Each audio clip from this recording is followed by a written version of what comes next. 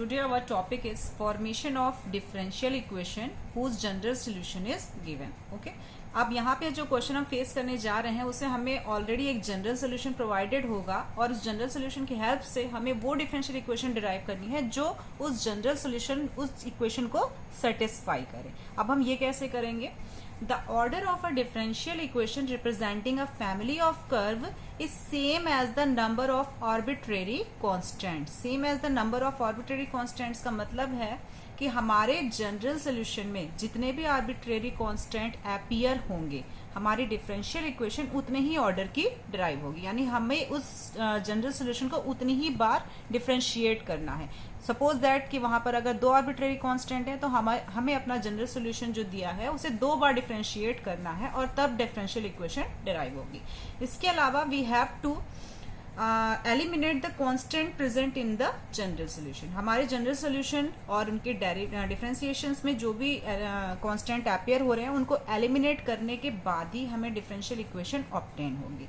अब कैसे, ये हम कुछ एग्जाम्पल के थ्रू समझते हैं. फॉर एग्जाम्पल हमें फॉर्म करनी है एक differential equation representing the family of curve y is equal to mx. I hope you all know that y is equal to mx is the equation of line. अब यहाँ पे आप देख सकते हैं एक आर्बिट्रेरी कांस्टेंट m प्रेजेंट है. एक आर्बिट्रेरी कांस्टेंट m प्रेजेंट का मतलब है कि हमारी जो डिफरेंशियल इक्वेशन डिराइव होने जा रही है वो फर्स्ट ऑर्डर की होगी. Only single order will be there. तो कैसे हम इसे डिराइव करेंगे डिफरेंशियल इक्वेशन को? उस डिफरेंशियल इक्वेशन को जिसका y is equal to mx एक जनरल सोल्यूशन है. तो we have y is equal to mx. By differentiating both sides with respect to x we will get y dash is equal to m because differentiation of x is you all know 1. Now substituting the value of m in equation 1, क्योंकि हमें क्या करना है, हमें जो general solution y is equal to function of x given है और जो हमारा डिफरेंशिएट करके इक्वेशंस आएंगी उन दोनों में हमें कांस्टेंट को एलिमिनेट कर देना है. तो हमने देखा y dash is equal to m आ रहा है, यानी कि m के प्लेस पे हम y डैश लिख सकते हैं इन इक्वेशन 1. तो replace m in equation 1 you will get y is equal to y dash x. या हम सारे टर्म अगर एक तरफ ले लेते हैं तो it will become x y dash minus y is equal to 0. It is the required differential equation. आप देख रहे हैं ध्यान से कि बच्चों डिफरेंशियल इक्वेशन में कोई भी आर्बिट्रेरी कांस्टेंट प्रेजेंट नहीं है, क्योंकि हमने फर्स्ट वीडियो में ही पढ़ा है कि डिफरेंशियल इक्वेशन क्या कंटेन करता है. Differential equation unknown quantities contain करता है और डेरिवेटिव्स कंटेन करता है, लेकिन आर्बिट्रेरी कांस्टेंट डिफरेंशियल इक्वेशन में नहीं होते हैं, तो हमें वो एलिमिनेट करने होते हैं. Let us understand it with another example. Form the differential equation, यानी डिफरेंशियल इक्वेशन हमें डिराइव करनी है of family of ellipse having foci on y axis and centre at origin. तो इलिप्स कुछ इस टाइप का होगा क्योंकि इसका फोकस जो है वो y एक्सिस पर लाई कर रहा है. और you all know that what is the equation of ellipse, such kind of ellipse. It is x square upon a square plus y square upon b square is equal to 1. Here x के upon में आप देख रहे हैं अगर a है तो a will be the semi minor axis, क्योंकि हमारे फोकस जो है वो y एक्सिस पर लाई कर रहे हैं. और y स्क्वायर अपॉन यानी y की अगर b कांस्टेंट है y से रिलेट तो b हमारा जो है वो मेजर एक्सिस होगा. तो I have written here where a and b are semi minor and major axis. Okay, now we can see यहाँ जो हमारा इक्वेशन है इलिप्स का, it contains two arbitrary constant a and b. तो two arbitrary constant का मतलब यहाँ पे क्लियर है कि हमारी जो डिफरेंशियल इक्वेशन डिराइव होगी वो सेकेंड ऑर्डर की होगी. जितने आर्बिट्रेरी कांस्टेंट होते हैं हमारी डिफरेंशियल इक्वेशन उतने ही ऑर्डर की डिराइव होती है. तो let us differentiate it that many times. हाँ, जितने भी इसमें आर्बिट्रेरी कांस्टेंट प्रेजेंट है तो हमें दो बार डिफरेंशिएट ऑब्वियसली करना होगा, तभी हमारी सेकंड ऑर्डर की डिफरेंशियल इक्वेशन डिराइव होगी. तो let us differentiate it first time. तो the differentiation of x square is 2x upon a square two y upon b square, और y का अगेन करेंगे विद रिस्पेक्ट टू x, तो dy by dx जिसे हमने y dash से represent करना है और 1 का differentiation 0. Now right hand side पर अगर इस टर्म को भेज देते हैं तो 2x upon a square minus 2y y dash upon b square. अब हम क्या करेंगे, सारे कांस्टेंट एक तरफ कर देंगे, क्योंकि हमें पता है कि हमें एक बार और डिफरेंशिएशन करना है और उस डिफरेंशिएशन में हमें ये भी ध्यान रखना है कि हमें आर्बिट्रेरी कांस्टेंट्स को एलिमिनेट भी करना है. तो अगर हम सारे कांस्टेंट एक तरफ कर देंगे और उसे डिफरेंशिएट करेंगे इक्वेशन को जो अराइव हुई है, तो हमारा जो आर्बिट्रेरी कांस्टेंट्स का डिफरेंशिएशन है वो 0 हो जाएगा, यानी कि जो कांस्टेंट्स हैं वो ऑटोमेटिकली एलिमिनेट हो जाएंगे. तो again differentiate both the sides with respect to x, you will get obviously यहाँ पे फर्स्ट और सेकंड फंक्शन लगेगा as well as numerator and denominator. तो differentiation let us perform denominator into numerator differentiation क्या हो जाएगा y double dash plus y dash क्योंकि first into second का डिफरेंशिएशन, सेकंड इंटू फर्स्ट का डिफरेंशिएशन, माइनस न्यूमरेटर का differentiation that is x, sorry denominator का x का differentiation 1 और y dash right hand side में आप देख रहे हैं सिर्फ आर्बिट्रेरी कांस्टेंट है तो उनका डिफरेंशिएशन इज 0 और डिवाइड में आपका डिनोमिनेटर का स्क्वायर। तो आप देख रहे हैं यहाँ पे कोई भी आर्बिट्रेरी कांस्टेंट अब नहीं प्रेजेंट है, तो ये एक्स स्क्वायर को आप राइट हैंड साइड में भेज सकते हैं that is 0। So you will get x y double dash y dash you can write y dash whole square minus y dash is equal to 0।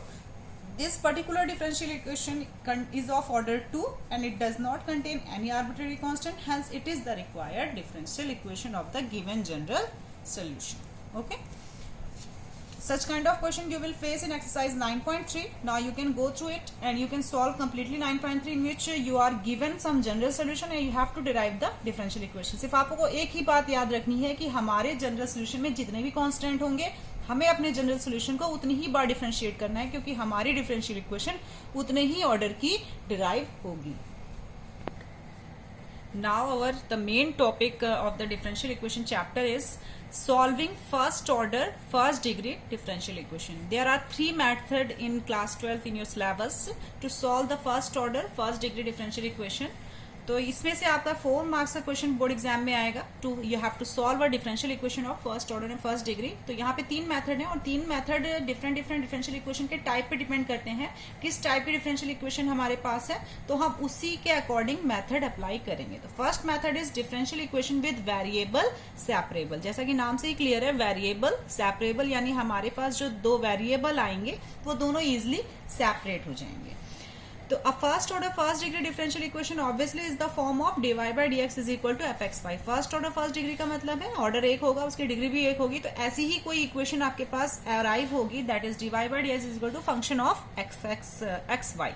तो यहाँ पे फंक्शन ऑफ xy जो है इसकी पहचान ये है कि हम ये मेथड कब अप्लाई करते हैं, ये मेथड हम तब अप्लाई करते हैं जब फंक्शन ऑफ xy को हम रिप्रेजेंट कर सकते हैं as a product of function of x and function of y। यानी फंक्शन ऑफ एक्स वाई जो है वो 2 डिफरेंट फंक्शंस के प्रोडक्ट में ब्रेक हो जाएगा जिसमें से एक फंक्शन ऑफ एक्स होगा और एक फंक्शन ऑफ वाई होगा। इसका मतलब है कि ऐसी डिफरेंशियल इक्वेशन में जिसमें फंक्शन ऑफ एक्स वाई इस तरह से ब्रेक हो रहा है we have to apply variable separable method. Okay, तो इसको सॉल्व कैसे करते हैं? Suppose that you are given dy by dx is equal to function of x into function of y। तो अब हम क्या करेंगे, फंक्शन ऑफ y को dy के साथ ले लेंगे और फंक्शन ऑफ x को dx के साथ ले लेंगे। तो it will become 1/h by dy and gx dx। Integrating because आप जानते हैं डेरिवेटिव का एंटी डेरिवेटिव इंटीग्रेशन होता है, तो integrating both the sides we will get integration of 1/h by dy integration of gx dx। It will provide you the solution of differential equation. After integrating you will get some other function of y, after integrating you will get a function of x and plus obviously a constant. It is the solution of the given differential equation which is of type variable separable. Now let us understand this method with some examples. For example, we are going to solve dy by dx is equal to 1 plus x plus y plus xy. Now we have to check out कि क्या ये variable separable है, क्या हम यहाँ पे function of x और function of y को प्रोडक्ट में ले सकते हैं। तो ऑब्वियसली वी कैन सी कि अगर हम 1 प्लस एक्स को एक साथ लें, इनकी पेयरिंग करें और रिमेनिंग 2 की पेयरिंग करके उसमें y कॉमन ले लें तो it will become 1 plus x again. और अगर हम 1 प्लस एक्स को वापस से कॉमन ले रहे हैं तो इट रिमेन्स 1 प्लस वाई। तो हम देख रहे हैं कि एक फंक्शन ऑफ एक्स है और एक फंक्शन ऑफ वाई है और दोनों प्रोडक्ट हैं, यानी it is the type of variable separable. हमने वेरिएबल एक्स को और वेरिएबल वाई को इजिली सेपरेट कर दिया है। अब हमें करना क्या है, डी वाई के साथ y वाला फंक्शन ले लेना है, dx के साथ x वाला फंक्शन ले लेना है and integrating both the sides. Integrate करने पर हम जानते हैं 1/1 प्लस y का इंटीग्रेशन log 1 प्लस y और 1 plus x function different integrate होंगे। 1 का इंटीग्रेशन x और x का integration x² plus constant. It is the solution of the given differential equation. Now let us see another थोड़ा सा little bit complex example of such type that is variable separable. Suppose we have to solve cosec x log y dy plus x square y square d x is equal to 0। तो पहले तो हमें ये checkout करना है क्या ये variable separate हो जाएगा। वेरिएबल सेपरेट होने का मतलब है क्या सारे y के फंक्शन dy के साथ और सारे x के फंक्शन dx के साथ कलेक्ट पॉसिबिलिटी है या नहीं है कलेक्शन की। तो हम क्या करेंगे, एक टर्म को अगर हम राइट हैंड साइड में भेजते हैं तो हम देख रहे हैं कि log y और y स्क्वायर, ऑब्वियसली आप इजिली ले सकते हैं इसे, it will remain with dy and minus x square cosec x, it will remain with dx। तो हमने देखा कि सारा फंक्शन ऑफ y dy के साथ है, फंक्शन ऑफ x dx के साथ है, तो it is a variable separable type. हमने वेरिएबल को सेपरेट कर दिया है। Now integrating both the sides, integrating both the sides में अब हमारा जो log y और y स्क्वायर है वो हमारा बाई पार्ट से इंटीग्रेट होगा, क्योंकि ये दो फंक्शन है, आइलेट से हम इनकी प्रायोरिटी सेट करेंगे। इन द सिमिलर मैनर हमने 1 cosec को sin x लिख दिया है and it will again integrated with by parts, क्योंकि हमारे दो डिफरेंट फंक्शन है इंटीग्रेट करने के लिए और आइलेट से हम इनकी प्रायोरिटी सेट कर लेंगे। तो इंटीग्रेशन करते हैं, फर्स्ट इंटू सेकंड का इंटीग्रेशन। सेकंड हमारा जो है एल्जेब्रिक फंक्शन है, तो इसका integration y raise to power -1/-1 minus first का डिफरेंशिएशन, फर्स्ट log y था तो log y का डिफरेंशिएशन 1/y, इंटीग्रेशन सेम रहेगा और इसका integration with respect to y। Same method हम राइट हैंड साइड में अप्लाई करेंगे, फर्स्ट इंटू सेकंड का इंटीग्रेशन। तो फर्स्ट हमारा क्या है, एल्जेब्रिक फंक्शन है एक्स स्क्वायर, सेकंड का इंटीग्रेशन माइनस कॉस एक्स हो जाएगा, माइनस एक्स स्क्वायर का डिफरेंशिएशन 2x और साइन एक्स का integration minus cos x dx। Further थोड़ा सा सिंप्लीफाई किया तो हमारे इंटीग्रेशन में क्या बचा, y raise to power -2 dy, और राइट हैंड साइड में इंटीग्रेशन में क्या बचा, x cos x, क्योंकि 2 हमने बाहर ले लिया। अब x cos x वापस से दो फंक्शन है, तो अगेन यहाँ पे एक बार फिर से बाई पार्ट्स अप्लाई हो जाएगा, प्रायोरिटी वही आइलेट की रहेगी। तो फर्स्ट इंटू सेकेंड, तो फर्स्ट इंटू सेकेंड का इंटीग्रेशन माइनस फर्स्ट x का डिफरेंशिएशन 1 हो जाएगा और सेकेंड का integration that is sin x dx।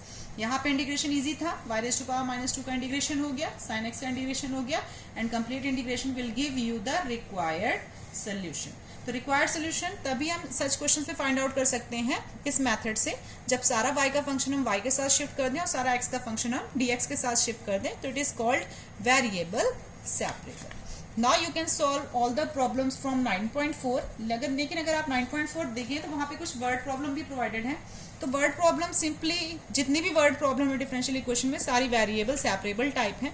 Let us solve a word problem given in NCERT example.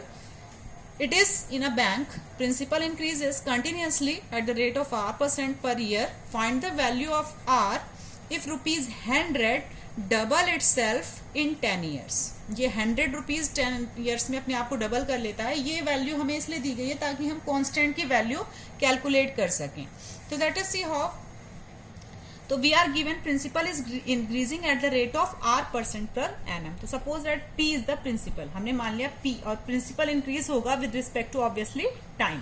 तो प्रिंसिपल की जो इंक्रीजिंग रेट होगी with respect to time that is dP upon dt and it is increasing by R% of itself, R% of P। तो हम देख रहे हैं यहाँ पे अगर हम R% को थोड़ा सा मैथमेटिकली लिखें तो R/100 P हो जाएगा और dP और dt हमारे पास दो, एक डिपेंडेंट और एक इंडिपेंडेंट वेरिएबल है। तो यहाँ पे हम दोनों वेरिएबल को इजिली सेपरेट कर सकते हैं। तो हमने dP को अलग ले लिया और P/100 dt, तो dP अपॉन P का टर्म dP के साथ आ गया और dt हमारा, और R ऑब्वियसली कांस्टेंट है क्योंकि किसी भी बैंक में रेट ऑफ इंटरेस्ट जो होता है वो एक कांस्टेंट नंबर होता है।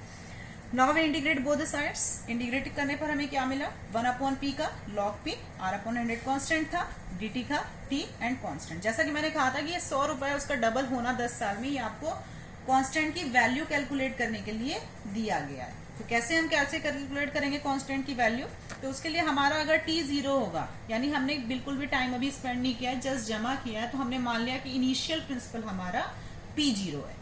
तो टाइम को अगर हम 0 करते हैं तो P की जगह हम P0 यानी इनिशियल स्टेज पे रखेंगे।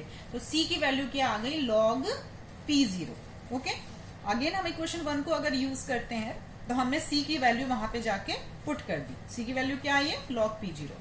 तो क्या हो गया हमारी equation 1, log P is equal to R/100T log P0। हमने log वाले दोनों टर्म एक साथ लिए तो ये सब्ट्रैक्शन का log जो होता है वो डिवीजन हो जाता है। तो log P/P0 R/100T। Again you are given that t is 10, when time is 10 years, principal जो है वो डबल हो जाता है, p is 2p0। तो हम p की जगह 2p0 रखेंगे जब हम t की जगह पर 10 रखेंगे तो what you will you get, log 2 is equal to r 10/100, तो r की वैल्यू आ गई 10 log 2 की वैल्यू हमें प्रोवाइडेड है, we will put it and we will solve, we will get the value of